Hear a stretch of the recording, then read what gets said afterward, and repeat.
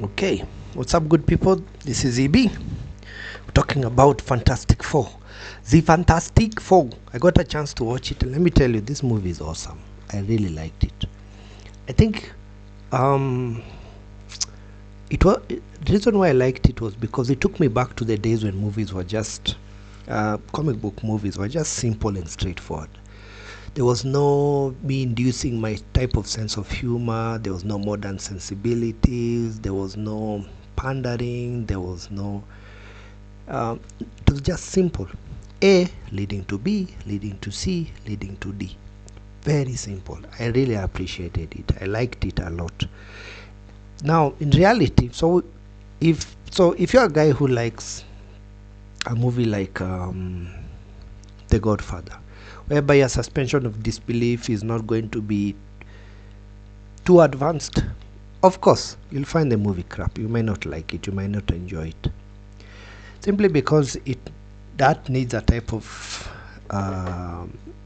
convincing that is more in the real life aspect. This is a comic book movie, which means that if it's a comic book, there's a type of fiction which will be put, which means you have to put your suspension of disbelief very far away. Notwithstanding, you can do that, but still not be interested in the movie. And I think here they managed to do it in a very clever and simple way. When they set up stuff, it paid. Set up stuff, it paid. At the end of the day, what I can say is that it's something that I miss. I didn't leave the movie angry. I didn't leave the movie feeling some type of way, because these modern movies leave you like, why did they even make this thing? I left this movie thinking that I don't mind watching this thing again. What I'm trying to say is that I have no clue who directed it, I have no clue who wrote it. And that was, I think, the way it's meant to be. There was no attachment with the story, there was no feelings, there was nothing. We just went in, they did their job, they entertained me, and they went home. And I feel that's how movies need to be. This thing of adding James Gunn, a James Gunn Superman, a James Gunn this, I don't know what that, it just adds more reasons to have a reason to how to critique it. I don't think it's necessary. I love this movie. This is a good movie. That's my opinion. Now, I wanted to go in and criticize it a bit more, and then I was looking at myself, looking at the screen, I realized this thing is awesome. I like it. I'll tell you why. Because first of all, it's dealing with Fantastic Four and Silver Surfer and Galactus. Now, to give you some history, quick one, I started making comics in 96, 97. The first comic I ever made was called Vortex. Vortex was basically a guy called Zethia Stratus, and his name was supposed to be inspired by Norin Rad, who was, of course, Silver Surfer, because I love the comic. In fact, till today I have those comic books. It's one of those things that I really cherish. But the thing was that when they had this movie was coming out, they were changing Norin Rad to Shalabal, because if you guys don't know, Shalabal was meant to be the girlfriend of Norin Rad in the normal what is Earth's designation, 612 or what? I don't know what it is, but Shalabal in the normal comic book was meant to be Norin Rad's girlfriend, who he left to become Silver Surfer. So in this movie, in this world, she is the one who turns to become Silver Surfer. I went in, I looked at it, I wanted to think of how I would criticize it, but here's the reality. I took the stakes for what they were. Okay? I took the stakes. I took the meat, I took the eggs, I took the rice, and I enjoyed the meal at the end of the day.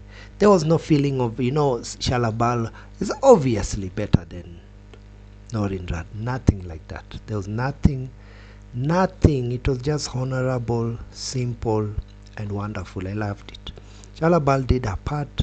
She was emotional as the way you'd expect Norin Rad was. In fact, it made to me, as the movie progressed, it started to make to me a big amount of sense why they used her instead of Norin Rad. technically speaking, it's a touch of genius because of the way the movie unfolded, the way she reacted, and the way she was made to react. It literally made more sense with her than if it was with Noreen Rudd. Not because of semantics, just generally the fact that the way women react to certain things is not the way men react to certain things. And in this aspect of the movie, to some degree, it made more sense. Yeah, so I was like, fine. You bake the cake, you put the strawberry, fine. It made sense the way they put it. Yeah, so at the end of the day, yeah, I'm a big fan of Fantastic Four. I had no issue with Pedro Pascal. Vanessa Kirby was amazing. I had no issues going in. I just felt that the issue was maybe Noreen Rudd, but I found out that the way they handled it was very good.